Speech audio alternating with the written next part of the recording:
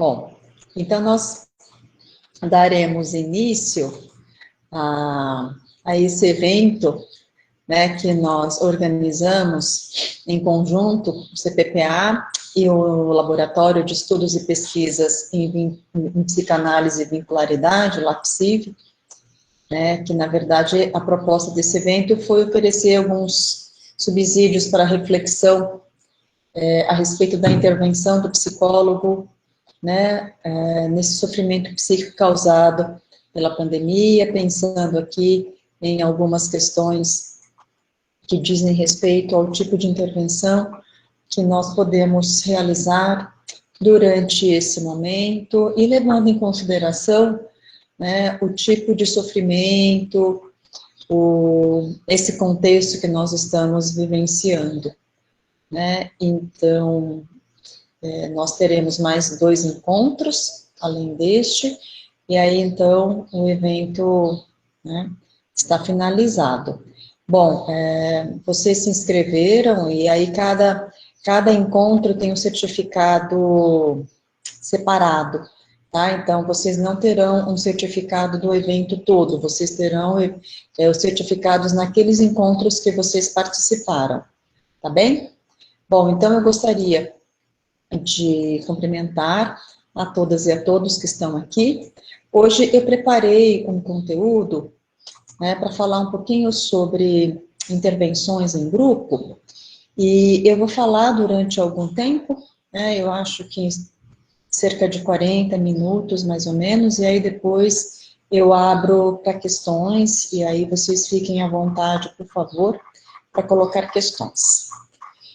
Só para justificar um pouco, né, o motivo do tema que eu escolhi, eu pensei em falar um pouco a respeito da possibilidade, ou de um tipo específico, que eu vou falar, de intervenção grupal, até porque, durante esse momento de pandemia, né, levando em consideração o tipo de sofrimento que as pessoas têm vivido, e, sobretudo, pensando em alguns grupos muito específicos de profissionais, ou mesmo, né, da população. Então, nós temos, por exemplo, profissionais da saúde, profissionais da educação, pais, estudantes, né, que nós temos lido, né, em pesquisas, e mesmo em publicações na grande mídia, etc., a respeito do tipo de sofrimento, né, tanto com relação ao trabalho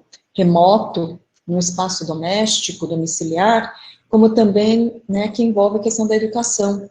Vocês mesmos devem estar sentindo esse impacto, agora que as aulas, né, estão sendo realizadas na modalidade remota ou online. Então, foi por isso que eu pensei nesse tema, né, levando em consideração que, como estamos vivendo uma situação de crise, e é uma crise comum, né, a situação da pandemia, ela exigiu alterações muito rápidas na nossa rotina e na nossa vida, de uma maneira muito impositiva, né. Então, por exemplo, com relação à questão do ensino, né, a educação foi amplamente impactada, porque até hoje ainda nós não temos uma decisão muito clara, né, com relação ao retorno ou não das aulas presenciais.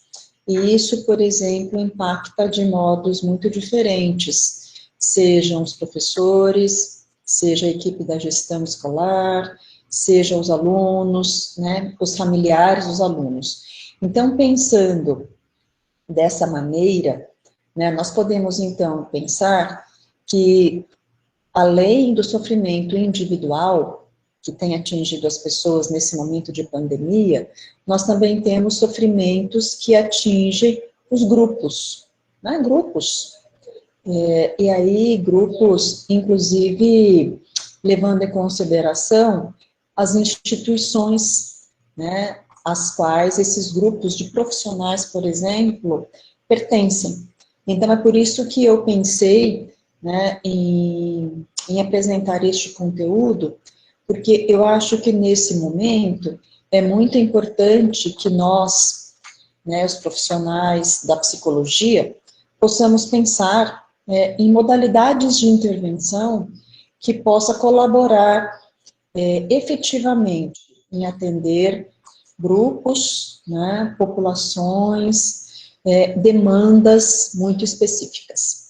Então, é por isso que eu pensei nessa temática.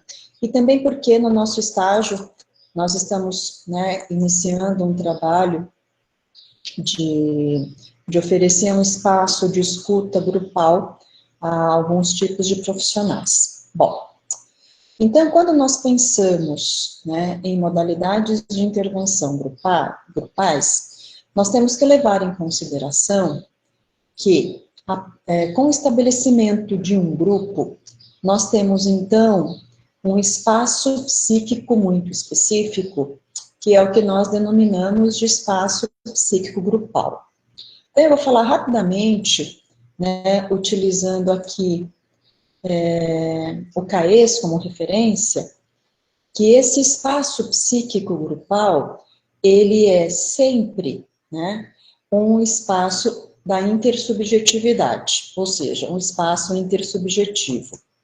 Isso supõe, então, o compartilhamento dos psiquismos individuais, tecendo um espaço psíquico grupal, ou seja, então nós temos o cruzamento das características do funcionamento dos indivíduos num espaço grupal, sempre alinhado ou alinhavado a partir de identificações, de projeções e de introjeções. Esse espaço grupal, esse espaço psíquico, portanto, que se inaugura, né, ele se constitui, o espaço psíquico grupal em si, né, numa fronteira entre o mundo externo e o mundo interno, justamente porque ele é intersubjetivo, justamente porque ele alinhava as subjetividades singulares num espaço, vamos dizer assim, novo, né, desconhecido. Com relação àquilo que pertence e que está fora do grupo, esse espaço grupal torna-se como que uma barreira de proteção contra os perigos externos, aqui do ponto de vista psíquicos, né? Então, ameaças, medos, ansiedades, que no geral as pessoas atribuem ao ambiente externo. Do ponto de vista do espaço intragrupal, né, ele desempenharia, então, um papel de barreira de contenção, quase como pensando no conceito de parexcitação, assegurando que os aspectos bons sejam compartilhados via identificação e que permaneçam no seu interior.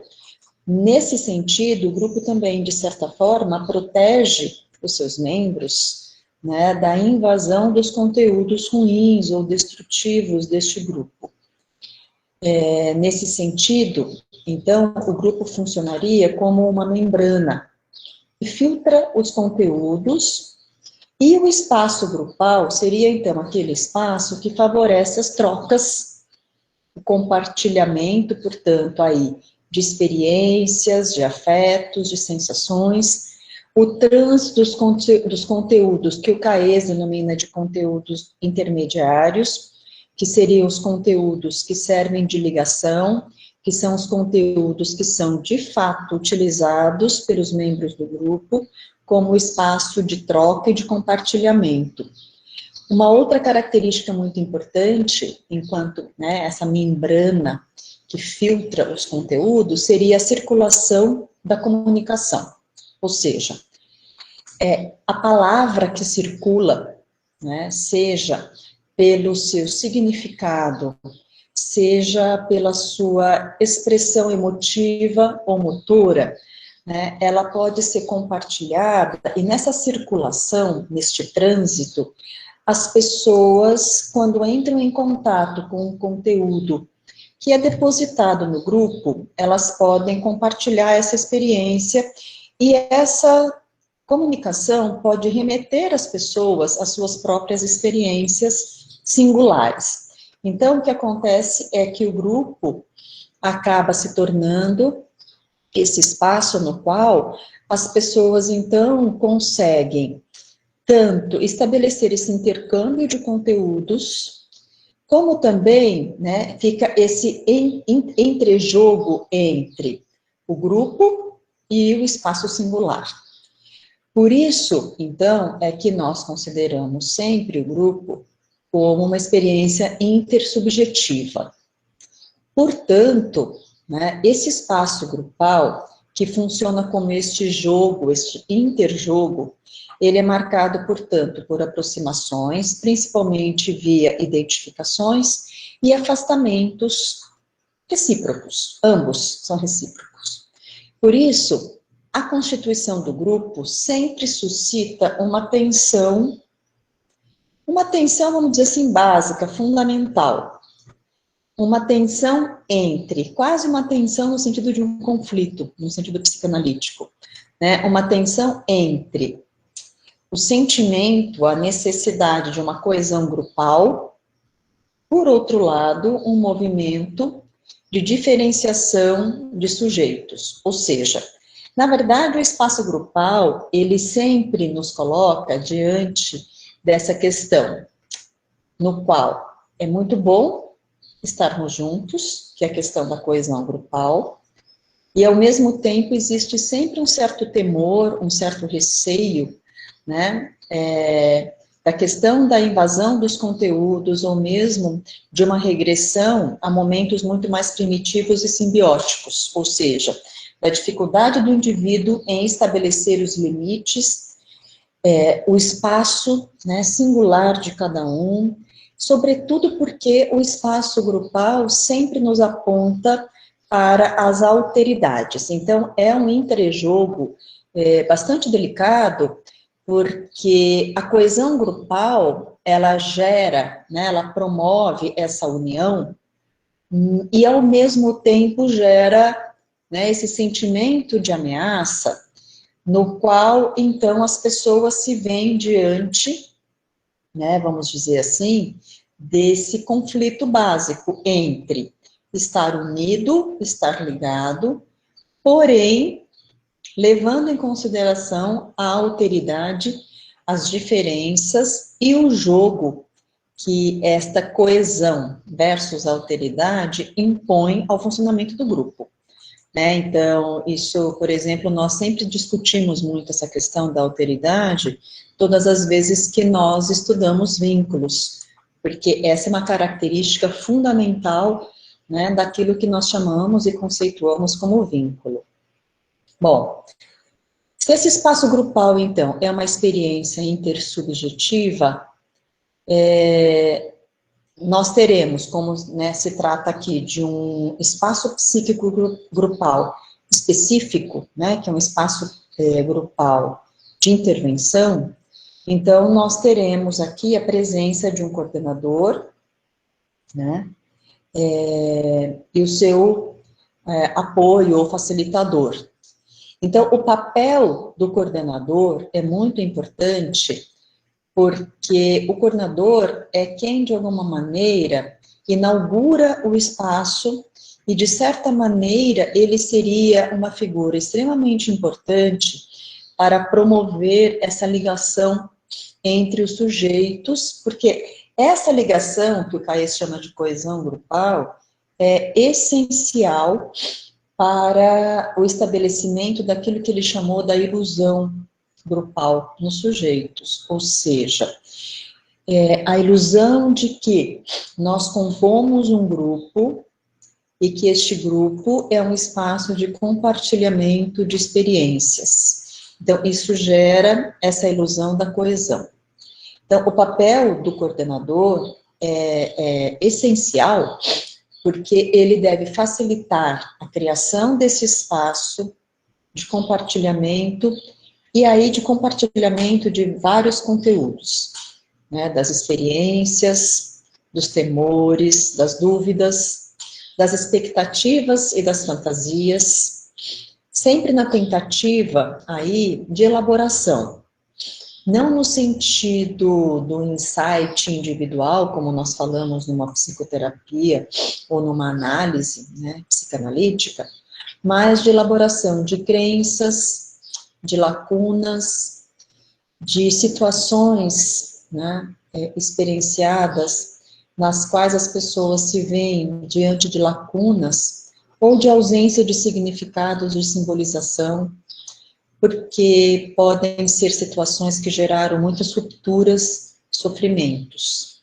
Então, nesse sentido, é muito importante que o coordenador consiga perceber, né, o tipo de fantasia que rege esse grupo, tentando minimizar o temor de invasões e de intrusões, porque isso diz respeito a fantasias muito primitivas, né, que são vividas pelas pessoas.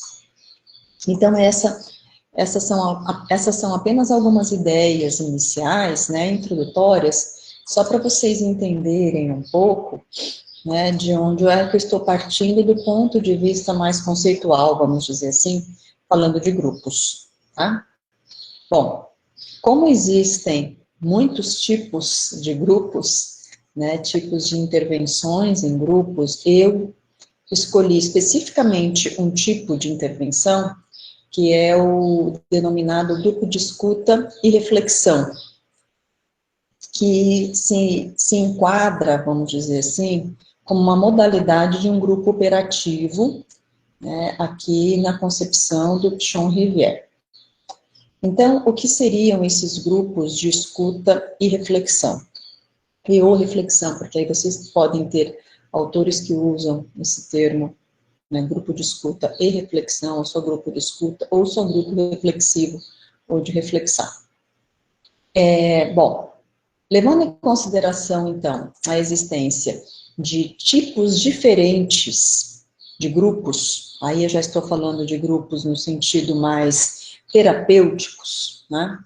Então, o Zimmermann, ele tem vários livros publicados sobre esse tema, né, de grupos, ele coloca que nós teríamos aí dois grandes grupos, não ficou bom, nós poderíamos dividir as intervenções em grupos em dois grandes ramos, né, os grupos operativos, que são esses que tiveram origem, né, conceitual na teoria do Pichon Rivière, e grupos psicoterápicos ou psicoterapêuticos, tá? Que não é o que nós vamos discutir hoje.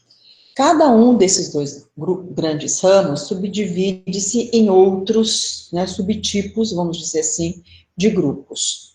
Tá? Então, nesse contexto, o grupo de reflexão, ou grupo reflexivo, classifica-se, então, dentro do que nós chamamos de um grupo operativo, em função principalmente dos seus objetivos. Então, aqui, da mesma maneira que, por exemplo, os tipos de psicoterapias, né, se nós vamos fazer uma psicoterapia psicanalítica sem tempo determinado ou definido, ou se iremos oferecer uma psicoterapia breve, ou de apoio, ou focal, é muito importante pensar que o tipo de intervenção sempre deve estar alinhado com o tipo de objetivos e também o tipo de população para a qual nós ofereceremos, então, esse tipo de intervenção. Bom, pensando aqui rapidamente, né, no conceito de grupos operativos do Pichon, né, esse é um conceito que ele desenvolveu desde a década de 40, né, e essa obra dele, Processos Grupais, foi extremamente importante porque inaugurou, de certa maneira, né, a questão do conceito e da técnica de intervenção grupal, né, e o Pichon era psiquiatra e psicanalista, e a obra dele é considerada uma obra da psicologia social, né, porque ele se utilizou de conceitos da dialética, né, e também ele conceituou o funcionamento de um grupo, né, ele conceituou os motivos pelos quais as pessoas vivem em grupo e também definiu uma técnica, né, daquilo que ele denominou, então, de grupos operativos. Lembrando rapidamente que o que ele considerou como um grupo operativo é sempre um grupo centrado numa tarefa grupal, ou seja, um grupo que tem como finalidade que os integrantes, né, os componentes deste grupo, aprendam. Então, é um grupo que tem como objetivo uma aprendizagem grupal, ou seja, as pessoas que compõem este grupo têm uma tarefa, um objetivo, algo, né, para se resolver ou solucionar, e isso seria buscado através da aprendizagem dentro do próprio grupo, ou seja, dentre as pessoas que compõem esse grupo. Isso é diferente de uma reunião de sujeitos, tá? Porque aqui a aprendizagem, né, é muito, apesar da aprendizagem ser um objetivo muito importante, né, ela também pressupõe a experiência subjetiva dos participantes que estão envolvidos no grupo. Ou seja, busca-se desenvolver a capacidade operativa do grupo.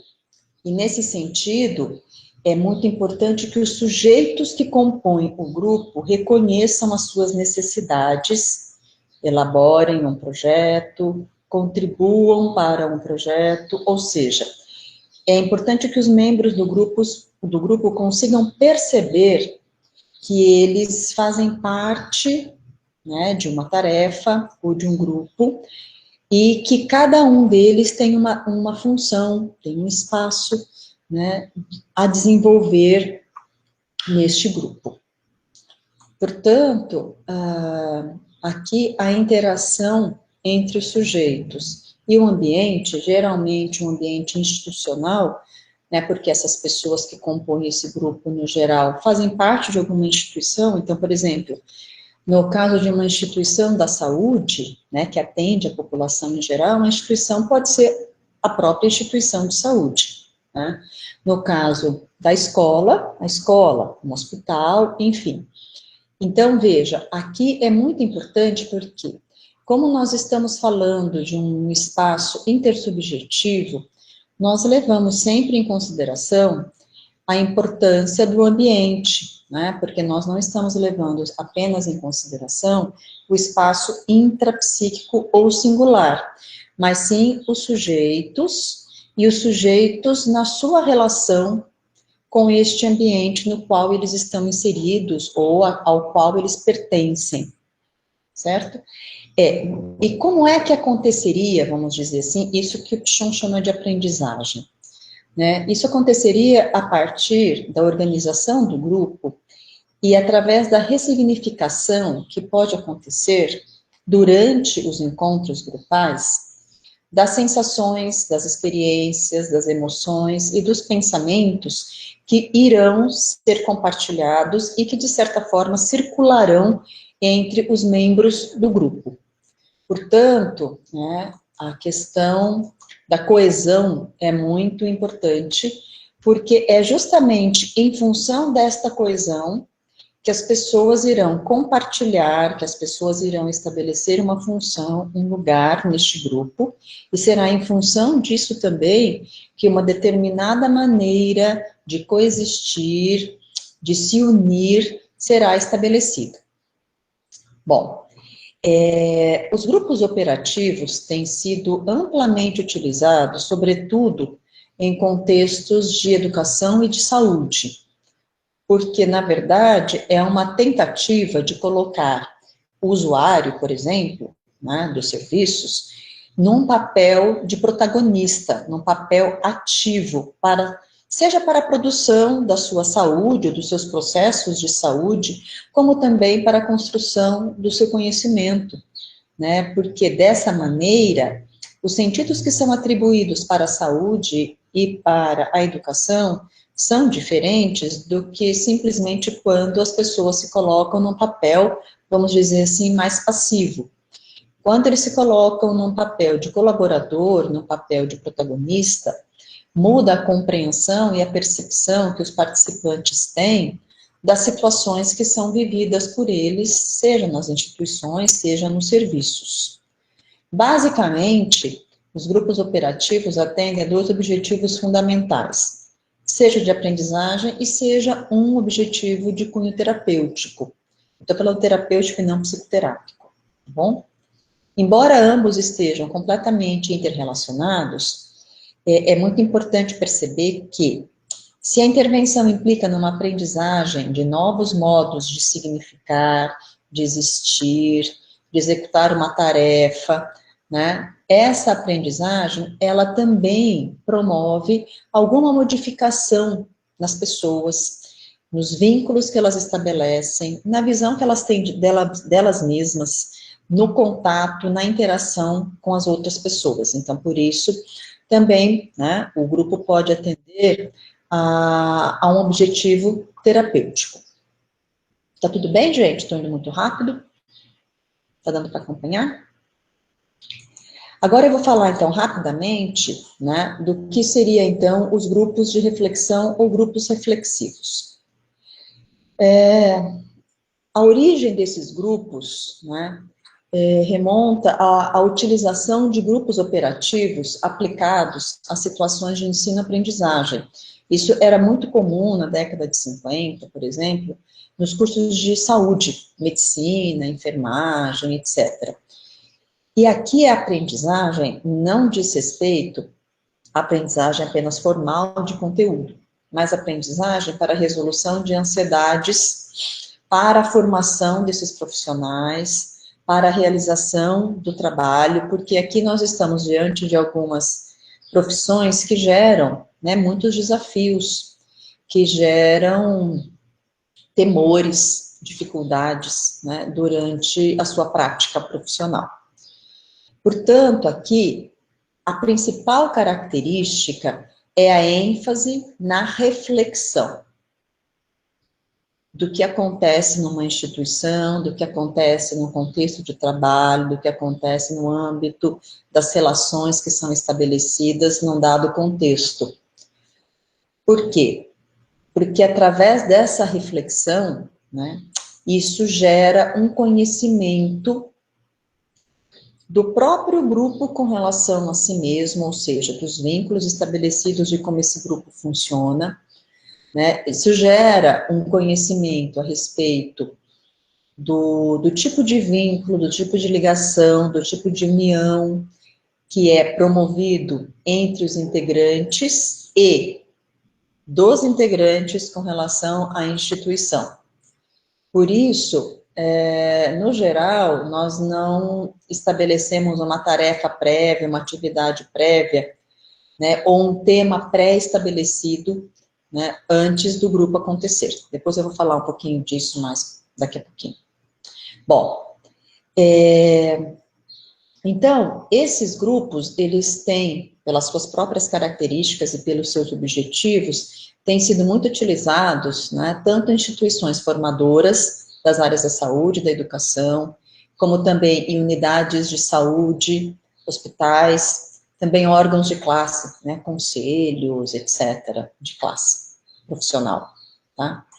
Então, o objetivo principal seria o aprendizado da própria experiência grupal, aprendizado esse que, de alguma maneira, também poderia promover um conhecimento e uma modificação no estabelecimento do próprio vínculo, né?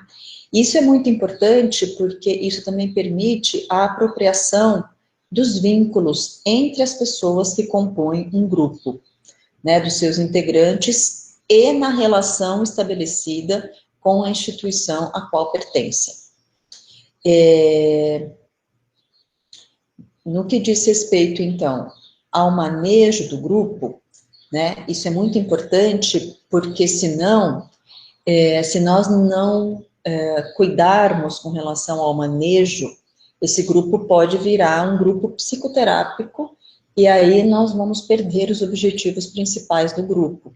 Veja, não é que um grupo psicoterápico não é importante, não tem a sua função. A questão é que um processo de intervenção grupal, né, com essas características, geralmente, ele tem um tempo limitado de duração. Portanto, se o manejo não for muito bom, né, esses conteúdos começam a entrar em outro âmbito, né, e aí nós podemos perder o objetivo inicial. Bom, falando dos objetivos propriamente ditos, né, claro que eles são muito específicos da situação, então eu vou dizer de modo geral, né, mas assim, de modo geral, os objetivos de um grupo de reflexão, geralmente, é a necessidade de se oferecer um espaço de escuta, de fala, né, portanto, e de reflexão sobre o cotidiano, e aí o cotidiano do trabalho, o cotidiano da produção, o cotidiano, né, que diz respeito àquelas pessoas as quais, que farão parte desse grupo.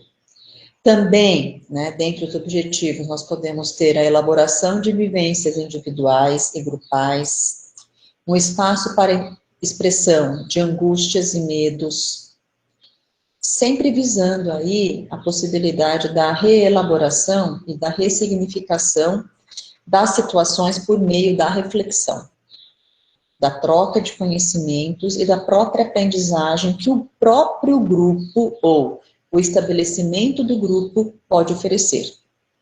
Além disso, o grupo pode, vamos dizer assim, colaborar para minimizar algumas dificuldades que impedem que o grupo realize algumas tarefas. Né? Que tipos de dificuldades nós podemos ter aqui?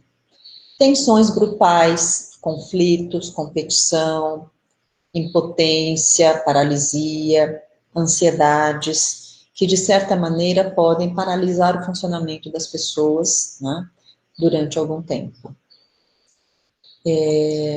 De modo geral, esse tipo de espaço grupal é sempre muito pertinente em situações de mudanças, de demandas novas que podem surgir ao longo do tempo, novas exigências.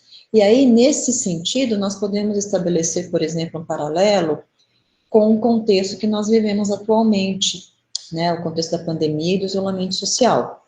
Porque essa é uma situação que se impôs, né, e nos impõe, nos exige desafios, a busca de atender novas demandas e exigências, seja do ponto de vista pessoal, como também do ponto de vista, por exemplo, daquilo que é compartilhado dentro de um grupo, né, por exemplo, no ensino, na educação, na saúde, seja lá de um contexto, de qual contexto nós estamos falando. Bom, se é uma técnica, né, é necessário que haja o estabelecimento de um enquadre, né, ou de um setting. Então, aqui é muito importante o estabelecimento de um contrato, que supõe tempo de duração, frequência, duração do processo como um todo, e a delimitação das funções do coordenador e do observador. É sempre importante lembrar que quando nós trabalhamos em grupo, né, é sempre importante, primordial, trabalharmos numa dupla, né, delimitada entre um coordenador, ou seja, aquele que terá um papel mais ativo diante do grupo, e de um observador, que serve como apoio, né, como um elo auxiliar, seja para o coordenador, né, como uma dupla, seja para o grupo como um todo. Não quer dizer que o observador não possa fazer nenhum tipo de intervenção durante o grupo, né, mas as funções são delimitadas e combinadas também entre a dupla. Então, veja, o grupo, ele é caracterizado por um conjunto de pessoas, restrito, ou seja, quando nós vamos compor um grupo, nós temos que pensar que tipo de pessoas farão parte desse grupo, tá? No geral, se vai se tratar de um grupo operativo, que tem uma tarefa em comum, é preciso que haja alguma coisa em comum entre as pessoas desse grupo, não se trata aqui de um grupo, portanto, aberto, né? Então, por exemplo, não seria um grupo de recepção, por exemplo, de um serviço de saúde. Por quê? É muito importante que haja um objetivo em comum. E é muito importante que também seja estabelecido um período de funcionamento determinado por este grupo. Portanto, é muito importante destacar que num tipo de intervenção, dessas, nós teremos sempre objetivos, né, muito bem delimitados. Não se trata de um processo grupal psicoterápico, né, de uma grupo-análise que claramente traria um nível de aprofundamento dos conteúdos diferente desse que é proposto aqui. Tanto que o nome, né, a denominação do grupo é um grupo de reflexão. Não é que nós não levamos em consideração a existência de processos mentais inconscientes. A questão é até que ponto e de que maneira nós vamos conduzir tecnicamente esses conteúdos. Tá? Por isso é muito importante levar em consideração que os objetivos para que o grupo aconteça estejam alinhados com a proposta do grupo, ou seja, é importante pensar no tempo de duração de acordo, por exemplo, com os objetivos, tá? Em termos de técnicas, né, utilizadas, a técnica aqui é sempre, né, baseada numa comunicação grupal. E, inclusive, né, levando em consideração, percebendo que muitas vezes existem obstáculos para que essa comunicação grupal aconteça. Então, é muito comum que haja silêncios, né, que hajam rupturas, e também podem existir, por exemplo, a falta de uma temática em comum em dados momentos do grupo. Então, isso, no geral, demonstra a existência de uma tensão no grupo, que impede este trabalho, vamos dizer assim, de circulação de conteúdos. Né? Se a gente fizer uma comparação aqui, aquela história, por exemplo, da Associação Livre fica impedida, né? Claro que aqui não é um grupo de psicoterapia, tá, gente? É só para vocês tentarem entender, que eu estou dando esse exemplo. Então, se tem alguma coisa, se isso não está funcionando, é porque tem algo que está impedindo. Esse algo nós sempre vamos levar em consideração, que é um conteúdo psíquico grupal, certo? E aqui, veja, nessa técnica é sempre muito importante frisar que todas as intervenções serão realizadas visando o grupo e não as pessoas individualmente. Então, é muito importante quando o coordenador do grupo comunica, né, estabelece algum grau de comunicação com o grupo, que ele não fale individualmente com as pessoas que compõem o grupo, mas que ele fale com o grupo. Então, é muito importante, né, perceber quando existem alguns obstáculos e quando, de fato, né, os conteúdos não circulam, quais são as dificuldades e ansiedades que estão presentes. Isso pode mudar de acordo com o tempo, né, ou seja, ao longo, né, da duração do grupo, isso pode acontecer em momentos diferentes, ter características diferentes, porque depende muito de como o grupo está vivendo, sejam as dificuldades, os desafios, né, no seu ambiente, seja como eles estão vivendo também o processo do próprio grupo. Bom, levando então em consideração tudo isso, eu pensei aqui em colocar algumas coisas mais, vamos dizer assim, práticas, né, assim. Então, no primeiro encontro do grupo, é sempre importante que o coordenador e o observador apresentem os objetivos do grupo, que os integrantes se apresentem para que todos se conheçam, muito embora, geralmente as pessoas fazem parte da mesma instituição, essa apresentação é muito importante para uma integração, vamos dizer assim, das pessoas. Naquele espaço, veja, então nós temos que diferenciar o que seria a experiência das pessoas, o vínculo das pessoas na instituição, de modo geral, durante, né, o tempo que elas convivem juntas, e naquele espaço grupal. Então, nós temos que preservar aquele espaço grupal, porque ele não pode ser simplesmente uma continuidade, né, do espaço institucional que eles têm. Então, é muito importante que todos se apresentem, para que ocorra essa integração, para que as pessoas também coloquem os seus interesses, os seus objetivos em participar do grupo, e também as suas expectativas. Por quê? Porque é muito importante que isso seja colocado no início, né, ou seja, nos primeiros encontros, justamente para que haja aquela coesão grupal, aquela ilusão de que nós fazemos parte do grupo. Isso sempre leva a um sentimento de pertencimento, né, e coesão significa de fortalecimento dos vínculos intersubjetivos no grupo. Então, além disso, também é importante que, inicialmente, haja uma construção coletiva das regras do grupo. Ou seja, o que seriam essas regras? Essas regras dizem respeito àquilo que eu coloquei lá na questão do enquadre. Então, tempo de duração das sessões, no geral, no mínimo 1h30 a 2 horas. A frequência, semanal, quinzenal, enfim. A duração do processo grupal total, né? Então, quantos encontros, né? Em quantos encontros, qual será o número total de encontros desse processo? 6 encontros, 8 encontros, 10 encontros, e de que maneira esses encontros serão distribuídos, né? Naquela questão da frequência semanal, quinzenal, etc. Faltas, né? Nós podemos definir quantas faltas as pessoas podem ter para que ainda continue, né, permanecendo no grupo, e o número mínimo de participantes, porque se é um grupo e só vem uma pessoa, é muito importante levar isso em consideração, porque senão, inevitavelmente, isso começa a virar um atendimento individual, isso gera nos outros componentes do grupo uma fantasia e uma fantasia de conluio entre o coordenador, o observador e aquela pessoa.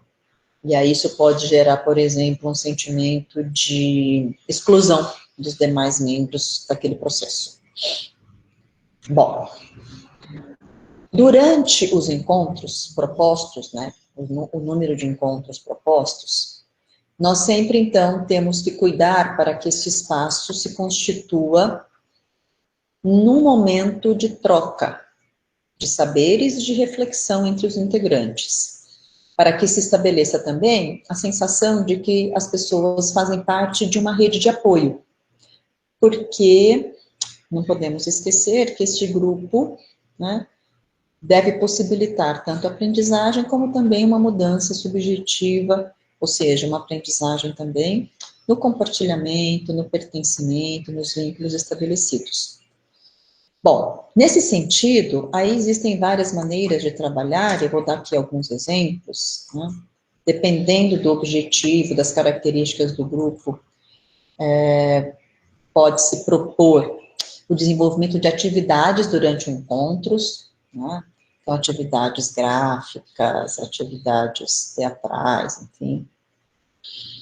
Ou, né, após os primeiros encontros, né, o coordenador e o observador podem levantar temas pertinentes ou específicos, percebidas entre as demandas e as características do grupo, e aí em cada encontro pode ter uma proposta de um tema para ser trabalhado, ou simplesmente ficar atento à temática apresentada no início de cada encontro, né, e de certa maneira, em cada encontro, se trabalha com uma temática que o próprio grupo traz, né, aí de acordo com a frequência do grupo.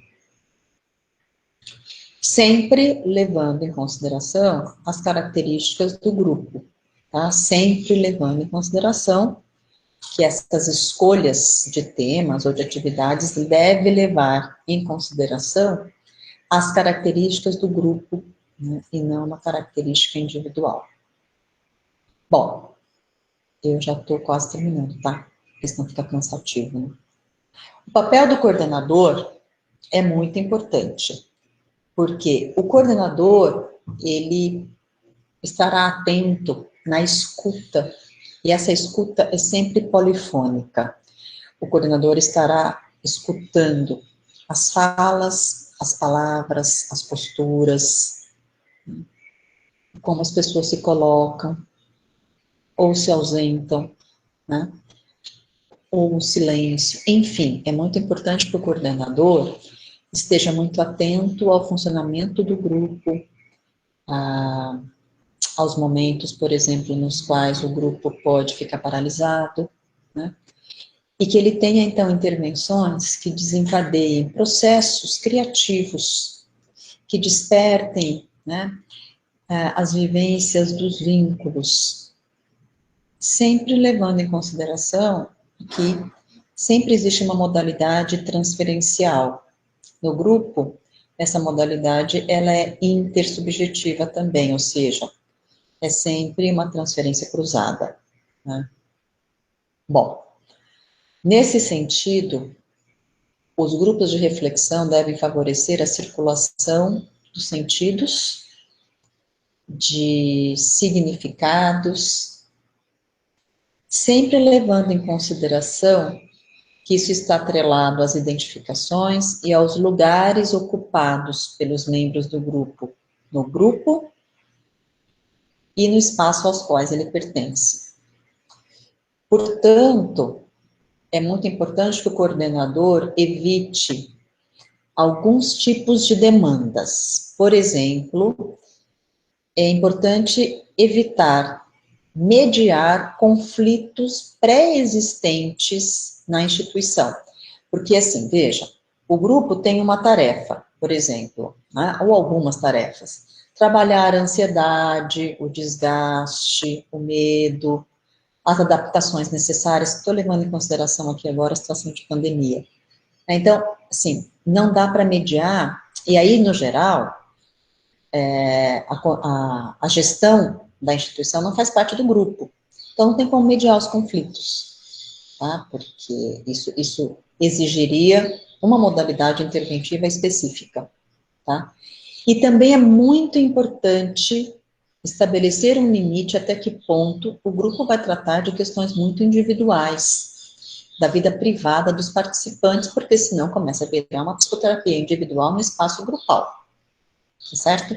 Então, veja, quando nós estamos falando da circulação de sentidos e de significados, sempre tem o sentido explícito e o sentido implícito, né? Ou seja, aquilo que é falado, que é comunicado explicitamente, mas aquilo que é uma informação que diz respeito ao funcionamento das pessoas, ao tipo de vínculo que é estabelecido, às tensões, às competições, né? Então, existem aqui, vamos dizer assim, né, dois grandes, né, compartimentos de conteúdos. Então, é sempre importante levar em consideração, né, vamos dizer assim, essa dupla existência de conteúdos. Bom, a comunicação também do coordenador com o grupo deve sempre estar em permanente circulação, nunca falar sempre com o mesmo indivíduo, mas sempre dizer, né, o tipo de produção, o como o grupo está reagindo, como o grupo está agindo, esse tipo de comunicação, né, intercambiável, tá certo? E também é óbvio que o coordenador não pode pegar só para ele o espaço de fala, né? Então, é muito importante que o coordenador transite entre os processos psíquicos implícitos e os explícitos. É como se ele ficasse no espaço, ocupasse um espaço transicional entre o dito e o não dito, certo? Bom, desse modo, né, muitos grupos trabalham sem um tema pré-fixado, é uma maneira de trabalhar, deixando, então, um espaço pouco definido, porque isso, então, veja, se você vai trabalhar com um espaço, com um tema definido, ou não vai definir um tema pré, né, estabelecido, depende muito, né, do que se pretende também, né, porque se eu estabeleço um tema, eu não estou facilitando a emergência de projeções, e nem a construção do tema pelos próprios participantes. Veja, não tem certo e errado. Aí depende muito das características do grupo e principalmente dos objetivos do grupo. Uma outra coisa que é muito importante é que sempre existirá a projeção de conteúdos psíquicos, e esses conteúdos podem ser aqueles conteúdos mais regressivos. Dependendo do tipo de condução que se faz, né, tipo de intervenção que faz, nós podemos começar a aprofundar nesses conteúdos ao invés de trabalhar a reflexão, e aí esse grupo pode começar a funcionar como um grupo terapêutico, fugindo um pouco dos objetivos e do enquadro pré-estabelecido, tá certo? Bom, só para finalizar, né, este grupo ele pode ter uma função de continente. Por quê? Porque ele pode ser um receptáculo das angústias e também ser um espaço facilitador da compreensão, para minimizar as dificuldades, as angústias, né? Sempre levando em consideração a possibilidade de mudanças e transformações que podem ocorrer durante, né, vamos dizer assim, esse processo de intervenção. Tá ok? Então, acho que era isso o que eu gostaria de apresentar. E agora, se vocês quiserem, né, fazer perguntas, nós podemos abrir para questões, então. Tá bom? Não sei se ficou muito cansativo para vocês. Mas, enfim. Quem quiser fazer questões, pode abrir o microfone, pode escrever. Tá bem?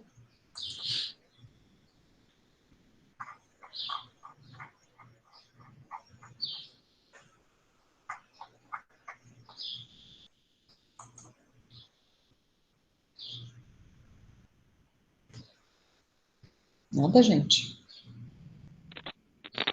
Oi, professora. Boa tarde. Boa tarde. Aqui é Maria Eduarda que está falando. Professora, eu gostaria de saber que esse tipo de condução, se é o mesmo da teoria do Moreno, do psicodrama, tem alguma relação ou é um outro tipo, por favor? Obrigada. Olha, eu não trabalho com psicodrama, então, assim, eu não tenho quase experiência com psicodrama. Então, eu não vou saber te responder muito bem essa questão, Maria Eduarda, porque eu trabalho mais com a questão psicanalítica, né? Talvez levando em consideração a questão da tarefa, é isso que está querendo dizer? Sim, é porque tem muita semelhança, né? Em alguns momentos eu vi que ele tem também um grupo de controle e ele fez uma comparação interessante, assim.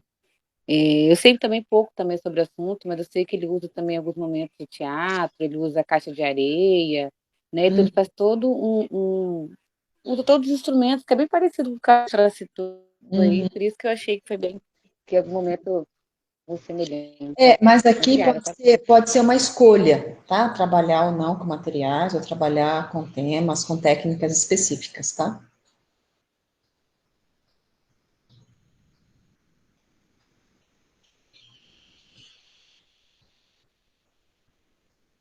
Vocês estão utilizando grupos nas experiências aí de estágio, ou mesmo profissionais? Como é que é? Vocês têm tido essa experiência com grupos ou não?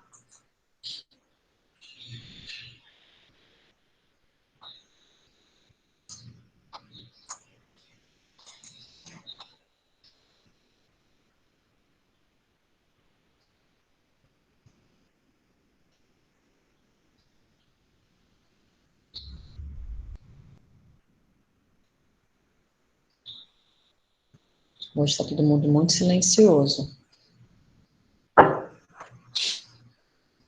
Nenhuma questão, gente? Oi, boa tarde, Oi. Meire, boa tarde a todos e todas, tudo bem? Tudo. Meire, como a gente lida com as tensões e o silêncio que às vezes paira no grupo, assim, como lidar com essa incógnita que fica nesse silêncio, muitas vezes?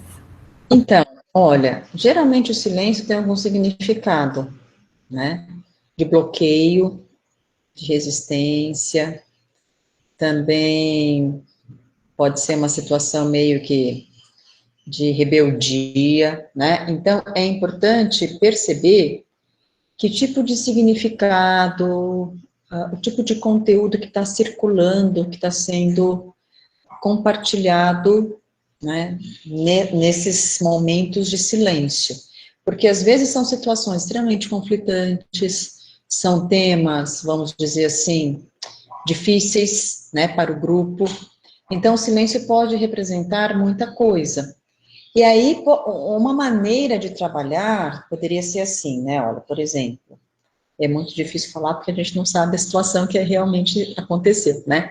Mas, por exemplo, jogar, né, compartilhar com o grupo, olha, nós estávamos trabalhando a questão tal, a dificuldade tal, e aí, né, estou percebendo que o grupo ficou mais quieto, que me parece que houve uma interrupção aqui das falas, dos conteúdos, né?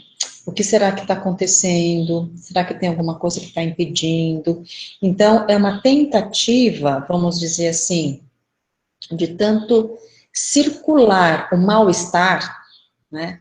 E aí, veja, sempre tentando levar o significado de alguma coisa, tentando simbolizar, porque assim, pode ser que esse silêncio signifique algum conteúdo, né, extremamente conflituoso, que está muito difícil para o grupo encontrar algum significado para simbolizar esse conteúdo, né? Então, é muito importante que o coordenador consiga circular este mal-estar para que as pessoas comecem a conseguir atribuir algum significado, ou seja, alguma sensação, né, algum incômodo, enfim, é sempre tentando estabelecer uma simbolização.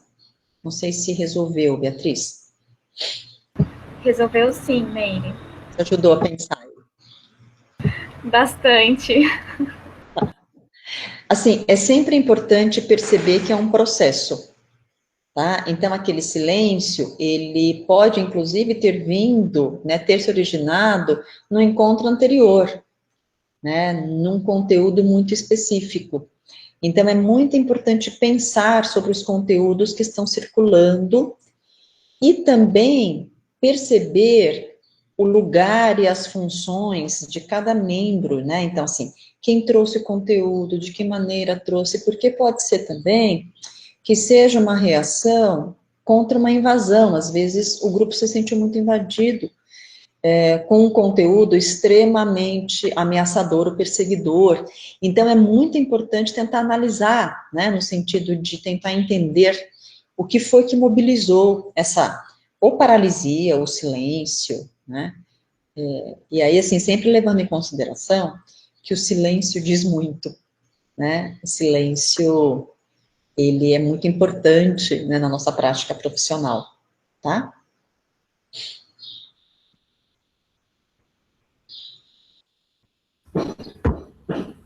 Meire. Oi, tudo bem, Rita? Boa tarde, tudo bem? A sua fala me fez pensar um pouco sobre, você comentou sobre os lugares, as funções de cada integrante. E eu fiquei pensando muito no bode expiatório, né, da relação dos integrantes com o bode expiatório. Aí eu queria saber um pouco mais da intervenção do coordenador e também quando o próprio coordenador se torna o bode expiatório. Uhum. E a minha outra dúvida, não sei se é dúvida, mas para ampliar o assunto, é sobre as transferências cruzadas que você falou. Me interessei bastante, assim. Só isso. Só? Só. Duas perguntas, tranquilo. Bom, olha, o bode expiatório, geralmente, ele é, entre aspas, eleito pelo grupo, no grupo. Entre as pessoas, né, os membros do grupo que já compartilham um espaço institucional, já se conhecem, por exemplo, pode até ser que ele venha trazido lá do espaço, né, externo, para dentro do grupo. De qualquer maneira, tem um texto, naquele livro, A Instituição e as Instituições, do CAES, organizado pelo CAES, tem um capítulo lá, do Roussillon, que ele trabalha o quarto do despejo, e os espaços, esqueci o nome agora, completo do capítulo, enfim, é o único capítulo do Roussillon naquele livro, que ele fala justamente que, assim, vamos pensar um pouco, né, nessa questão do bode expiatório, que, assim, todo conteúdo psíquico, todo e qualquer conteúdo psíquico, ele nunca consegue ser total ou completamente simbolizado e significado. Sempre tem um resíduo desse conteúdo que não será simbolizado, que não será significado, é como se houvesse um resto, né? Por isso o resíduo aí de um conteúdo. Isso, numa instituição que tem várias pessoas que compõem, que tem anos, por exemplo, de existência, vocês imaginem a quantidade de conteúdos residuais, de restos que circulam, né, entre a própria instituição e entre as pessoas que fazem parte, que compõem, que se vinculam nessa instituição. Então, o bode expiatório, geralmente, é eleito em função desses conteúdos não simbolizados, né, conteúdos, vamos dizer assim, conflitantes, que existem e que circulam, né, naquele espaço. Então, ele é depositado na figura do bode expiatório, que então é encarregado de carregar aquele conteúdo como se fosse só dele, porque o que acontece aí? Acontece que as pessoas tentam se livrar daquele conteúdo, depositando aquele conteúdo numa pessoa ou num espaço, porque ele discute lá que isso também pode acontecer num espaço, né? É como se fosse um quartinho de despejo mesmo, por isso que o nome inclusive do capítulo coloca o nome do quarto, é quarto de despejo e interstício. Então, veja, se o bode expiatório, ele é eleito, levando em consideração esse tipo de conteúdo, né, é importante que esse tipo de conteúdo venha à tona, e ele sempre vem à tona. A questão é que quem está conduzindo, né, o processo grupal, perceba isso, e que isso possa ser trazido como um conteúdo do grupo, certo? Porque aí entra a capacidade do coordenador de perceber isso, de qual é o conteúdo, né? Por que é que este conteúdo foi depositado na pessoa ou no membro, né, que foi escolhido, e é muito importante, então, que isso possa ser dividido, compartilhado com o grupo, com o objetivo de ressignificar, porque enquanto ele continuar como resíduo, significa que ele não foi significado, ou seja, ele não foi simbolizado. Então, o único destino deste conteúdo é ser alojado ou depositado, seja numa pessoa, seja num espaço, propriamente dito. Inclusive, nesse texto, ele comenta muito da questão das horas, sabe aqueles momentos do café numa instituição? Que no momento do café, as pessoas falam tudo que elas não têm coragem de dizer durante, por exemplo, o tempo de trabalho. Então, é como se aquele espaço que ele chama do interstício, né, do café, é quando as pessoas depositam uma série de coisas que elas não falariam, não depositariam no espaço de uma reunião, por exemplo. Tá? E com isso circula. Tá? Então, é importante perceber o conteúdo, o alojamento, vamos dizer, desse conteúdo numa figura, né, para se trabalhar isso no processo grupal. Óbvio que isso não será uma tarefa fácil, né, e às vezes, dependendo do tempo que resta de processo, é preciso parar para pensar bem de que maneira isso será abordado, porque às vezes não dá tempo, né, de resolver tudo isso, e a maneira como se vai se colocar. Por quê? Porque esse é um conteúdo que gera conflito, que gera sofrimento, que gera ansiedade no grupo, e a tendência do grupo é não entrar em contato com este conteúdo. Portanto, é muito importante saber como colocar, sempre visando o grupo, porque se a intervenção for individual aí, nós podemos até romper o trabalho grupal, tá? Com relação às transferências cruzadas, isso é uma questão que diz respeito a intervenções grupais, ou seja, família, casal, etc. Então, assim, a transferência não é aquela transferência dual, né, como é no atendimento psicoterápico individual, ou seja, do paciente para o terapeuta, né, e vice-versa. Mas ela perpassa o funcionamento psíquico grupal.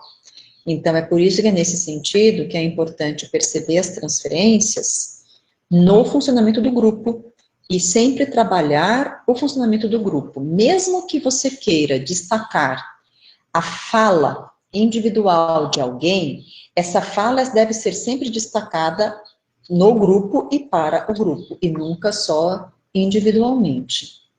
Deu para entender, Rita? Deu sim, Meire, obrigada. Tá? Deixa eu só, eu vou responder uma questão da Letícia, espera só um minutinho, gente.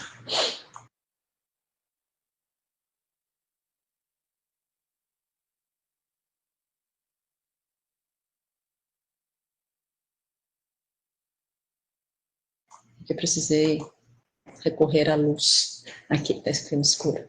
Vamos lá. Letícia perguntou: qual é a minha percepção de como está se desenvolvendo o acolhimento grupal da forma online? E também quais são as principais diferenças que você observa entre modalidade presencial e online? Olha, Letícia, assim, eu acho que vocês já participaram de um encontro com o Fábio Belo, né, falando um pouco da questão da experiência psicoterápica individual, né, online. O que eu tenho percebido é que o espaço de compartilhamento grupal tem acontecido mesmo online. As pessoas, elas depositam os conteúdos, existe essa troca, essa comunicação. Em grupo, às vezes, a circulação da comunicação pode ficar um pouco mais demorada, porque, por exemplo, como nós estamos aqui nesse espaço, as pessoas ficam, por exemplo, com o microfone mudo, enquanto a outra pessoa está falando, né? Então, nesse sentido, as pessoas esperam melhor, vamos dizer assim, a fala de uma pessoa para depois se colocar, né? Mas a minha experiência, né, com atendimentos grupais, é claro que eu não tenho feito atendimentos psicoterápicos grupais, tá? São esses grupos com esse tipo de objetivo, por exemplo. Mas eles têm funcionado bem, né? É possível perceber que nós conseguimos desenvolver a técnica, os processos de intervenção, a transferência também acontece. Não tenho visto, assim, grandes dificuldades, né? Inclusive com relação às faltas também, as pessoas justificam quando vão faltar, enfim, tem sido possível. Você tem feito algum tipo de experiência online em grupo?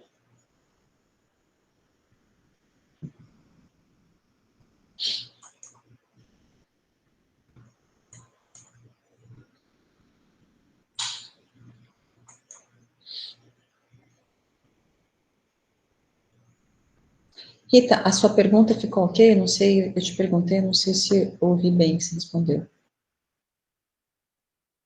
Ficou sim, Meire, muito obrigada. Oi, Meire, boa tarde. Oi, pessoal. Tá me ouvindo? Sim. Você falou uma coisa que eu fiquei pensando que eu queria entender melhor sobre esse lugar do terapeuta, né, do observador, que se posiciona entre o dito e o não dito, né, que circula ali no grupo. E dentro de um contexto em que não é um grupo psicoterápico, mas é um grupo reflexivo, né? Então, seria num sentido de um aprendizado, de lidar com uma situação nova e algo nesse sentido. E eu queria saber mais, se puder falar mais. Então, é que na verdade, é assim, é claro que é o dito e o não dito, não naquele sentido, vamos dizer assim, psicanalítico, individual, né, de aprofundamento nos conteúdos inconscientes, mas veja, é um espaço grupal. Nesse sentido, existem compartilhamentos, né, as pessoas estão lá compartilhando, então, uma fala, ela é movida por outros conteúdos, né, por exemplo, conflitos, ansiedades, temores, e aí, às vezes, é muito importante perceber que esse tipo de conteúdo implícito não é específico só de uma pessoa, né, ou de um componente individualmente, que talvez esse seja uma ameaça, um conflito, uma ansiedade básica no grupo, porque, veja, embora que o objetivo seja a aprendizagem, né, no sentido do aprender a aprender, né, que tem sido muito usado esse jargão, a aprendizagem também acontece em função dos vínculos que são estabelecidos no próprio grupo, né? O que são os vínculos? São as trocas, ou seja, a maneira como as pessoas falam, a reação, o tipo de reação que uma fala provoca, né, nos outros componentes ou no próprio grupo. Então, nesse sentido, as pessoas também podem perceber e, entre aspas, aprender esses modos de vinculação, a maneira como ele se comunica, né, o tipo de reação que ele provoca, a maneira como ele reage a determinadas situações que acontecem no grupo. Ficou mais fácil para entender? Sim, deu para pensar aqui. Obrigado, Meire. Então.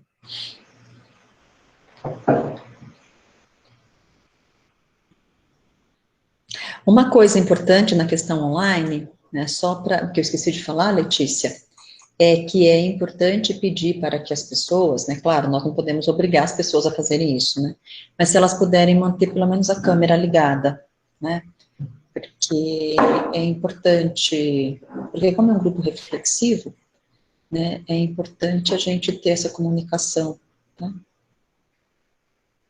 Agora, isso nem sempre é possível, né, porque, por exemplo, às vezes a internet está muito ruim, o sinal está oscilando, né, e com o tempo as pessoas dizem, né, olha, eu vou manter a câmera fechada porque o sinal não está bom. Aí você percebe que a pessoa cai, depois ela volta, enfim. Tá? Então, esse tipo de desafio, né, existe na modalidade online também, tá?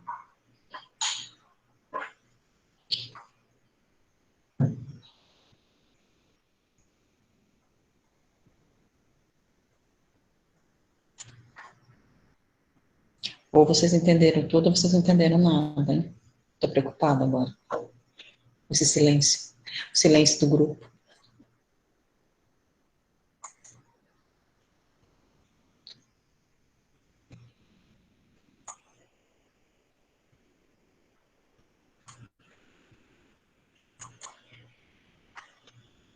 Nenhuma questão mais, gente?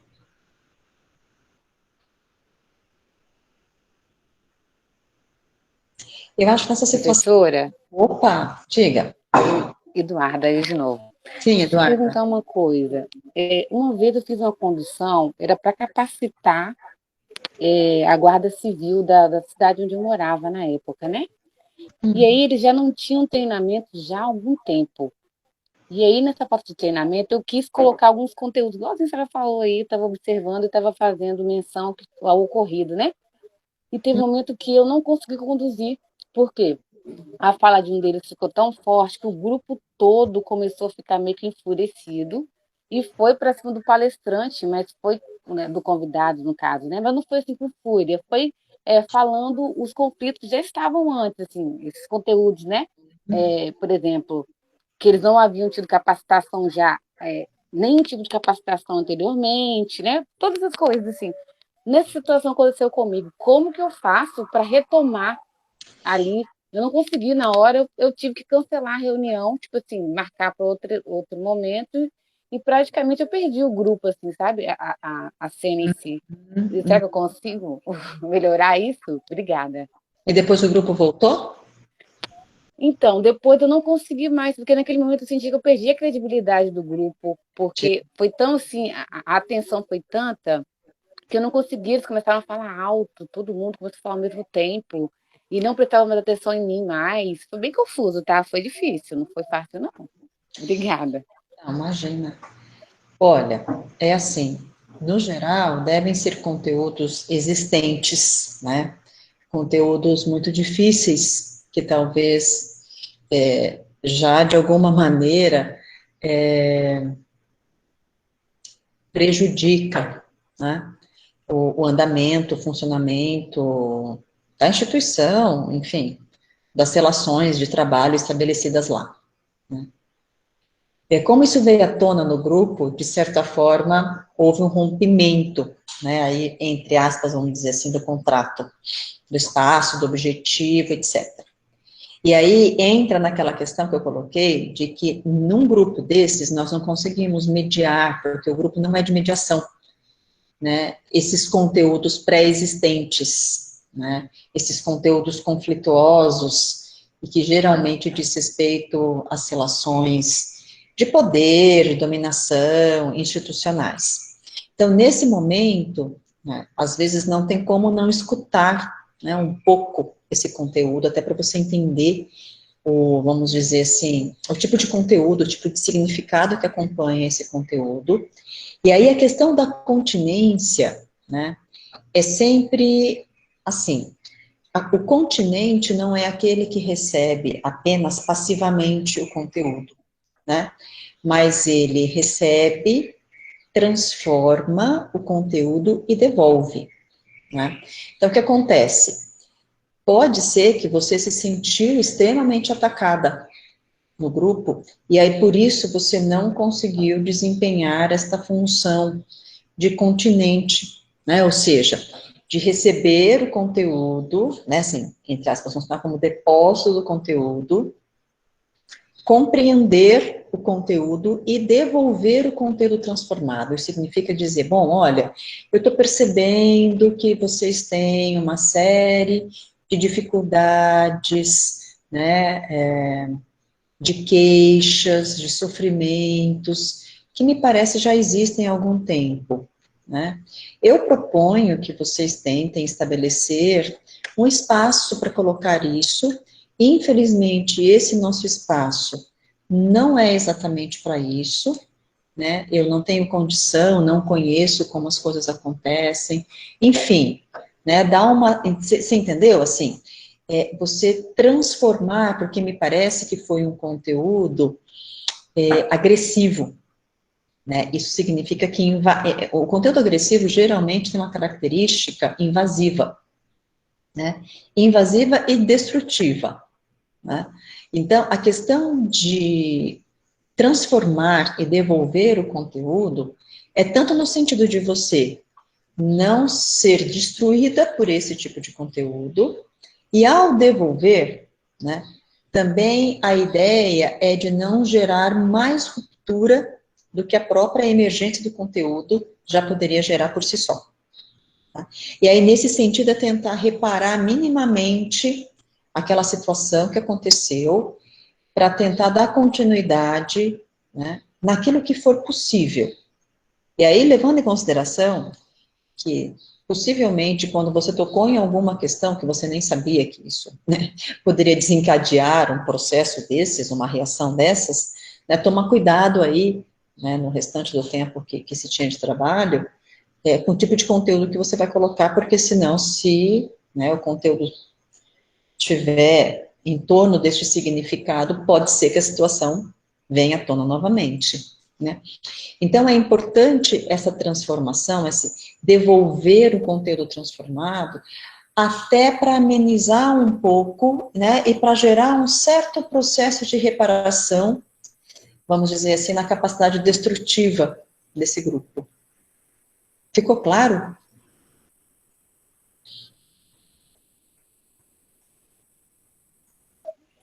Sim, sim, ficou. Obrigada, professora. Melhorou bastante.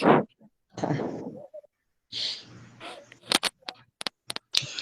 Meire, eu tenho mais uma pergunta, acho que dialoga um pouco com a pergunta da Eduardo.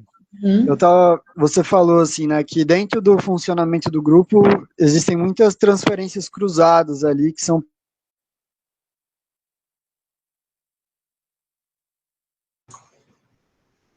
transferências em relação à instituição, à situação a qual está sendo vivida, né, que motivou o grupo.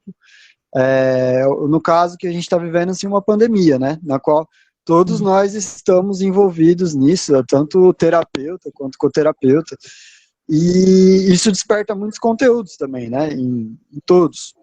E eu queria saber, assim, se essas questões que surgem, né, como contra-transferência nas pessoas que estão ali gerindo o grupo, de certa forma elas podem ser colocadas ali de uma forma que seja proveitosa para o funcionamento também, né, desse espaço de reflexão, né, de apreensão de como se dão os vínculos, as relações, como que é isso, assim? Você está falando dos conteúdos contratransferenciais que podem ser gerados no coordenador e no observador, por exemplo, é isso? Isso, por aí.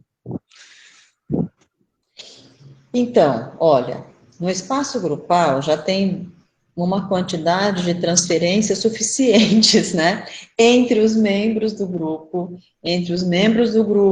e a dupla, né, que conduz o grupo, entre os membros do grupo e a instituição. Então, veja, já tem uma quantidade aí de transferências razoável, né. É muito importante pensar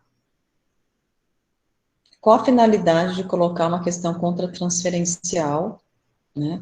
Sendo que nós já estamos num espaço de compartilhamento. Então, veja assim, o coordenador e o observador, ou co-coordenador, eles já estão recebendo, né, todas essas transferências.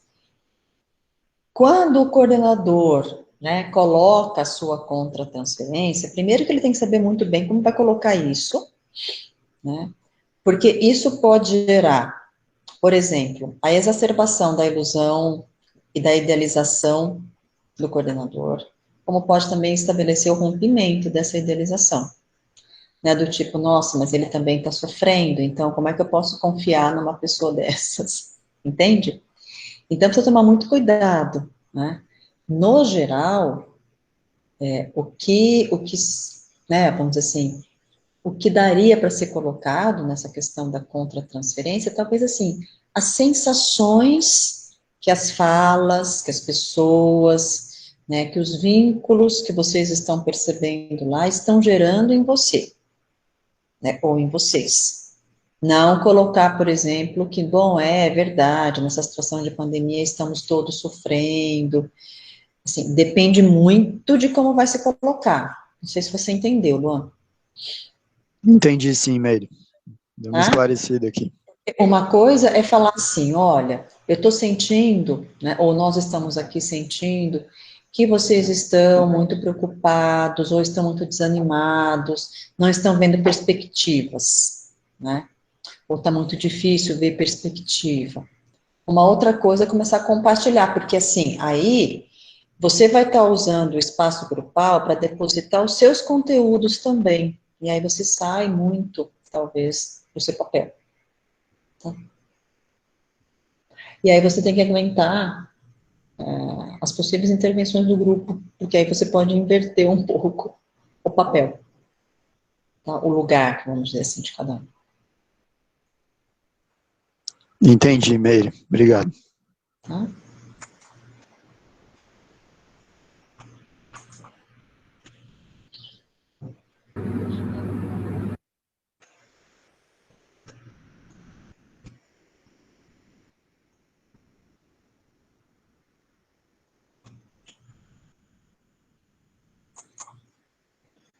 Mais alguma questão, gente?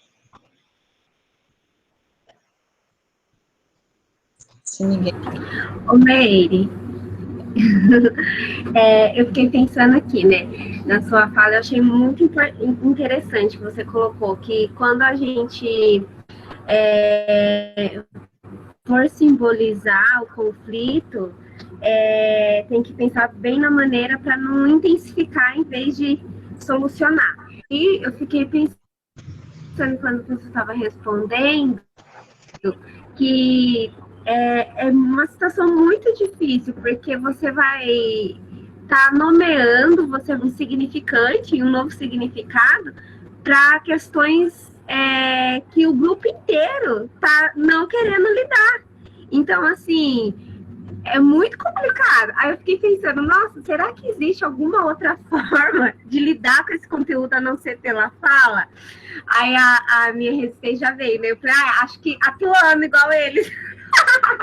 Mas não dá, né, Meire? Então, atuando não, né?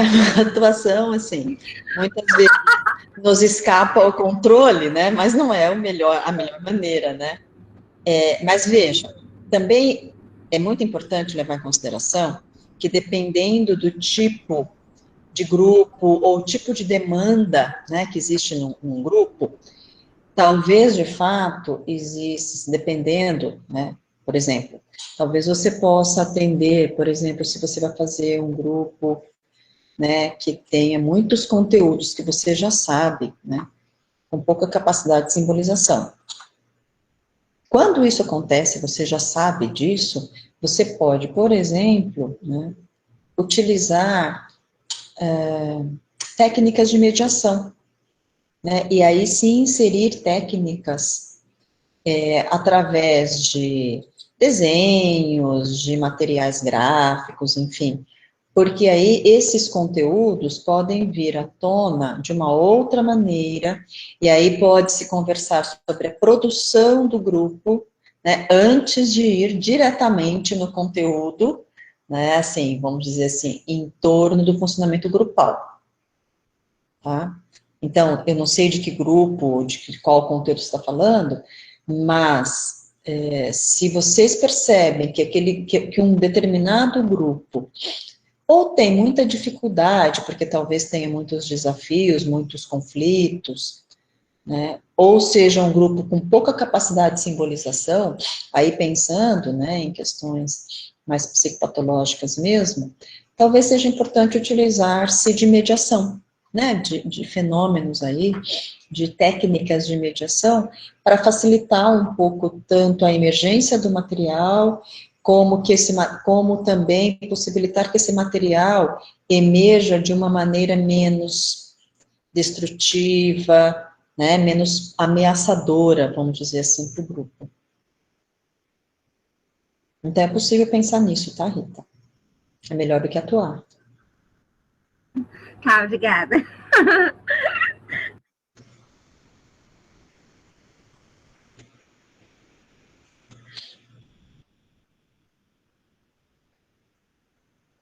O problema é usar essa questão da mediação no espaço online, né? Isso é um desafio e tanto. Né? Então, com a modalidade online, né, os grupos acabaram se restringindo, né, à questão verbal. Isso talvez seja uma limitação importante para ser levada em consideração.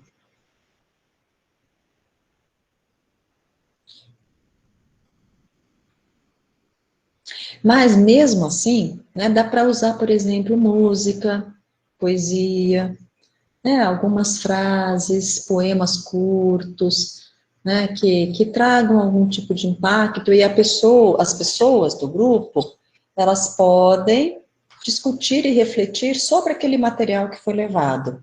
E aí, a partir disso, aquele conteúdo talvez torne menos ameaçador e facilite, né, o contato e a possibilidade de se pensar sobre esse tipo de conteúdo, por exemplo. Tá bom? É possível fazer isso também. Esses dias, num grupo de teleacolhimento que eu fiz, nós trabalhamos uma questão, e aí depois um dos componentes do grupo trouxe um poema de uma música, falando que ele lembrou-se disso em função do que foi trabalhado no grupo, e tinha muito a ver com questões do grupo. Então é bem possível fazer isso também.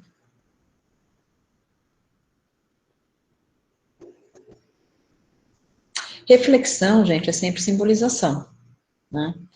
Então, nesse sentido, esse tipo de grupo, ele pode se beneficiar muito, né, de processos mediadores que favoreçam aí a simbolização.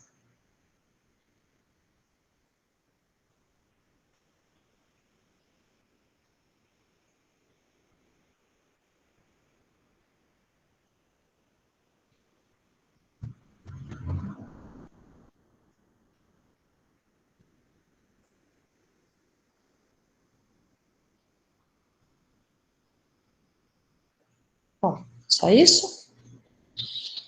Alguém mais gostaria de colocar alguma questão, uma reflexão, um comentário? Não?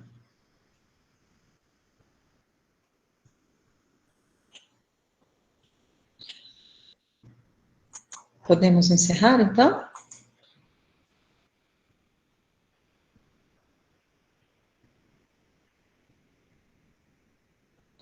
Bom, eu espero que esses encontros estejam contribuindo, né, para reflexões, para pensar intervenções, para se pensar em algum tipo de trabalho durante esse momento difícil de pandemia que nós estamos vivendo, né? O nosso objetivo foi esse, tá? Sim, Rita? Achei que ela tivesse alguma pergunta. Obrigada. Então, eu espero que vocês estejam aproveitando, né, esse eventozinho online que nós organizamos, tentando trazer algum tipo de contribuição, né, de reflexão para esse momento que realmente não está sendo fácil para absolutamente ninguém, né? Também levando em consideração que nós somos psicólogos, né, e que nós podemos contribuir, né, através da oferta de espaços de escuta, né, e dessa maneira tentar, de alguma maneira, contribuir com o atendimento das demandas que têm surgido nesse momento de sofrimento, de dificuldades gerados por essa pandemia, tá bem? Então, se ninguém mais tem nenhuma questão, nós podemos, então, encerrar, tá? Gostaria de agradecer a participação de vocês nesses eventos, tá? E que de alguma maneira seja uma contribuição para a formação de vocês, tá? Muito obrigada pela participação, pelas perguntas, né, pelas palavras aqui no chat, tá bom? E nós teremos, então, mais 2 encontros pela frente, né, para finalizar esse evento, tá bem? Obrigada a vocês. Felipe, acho que agora você pode finalizar a gravação, por favor.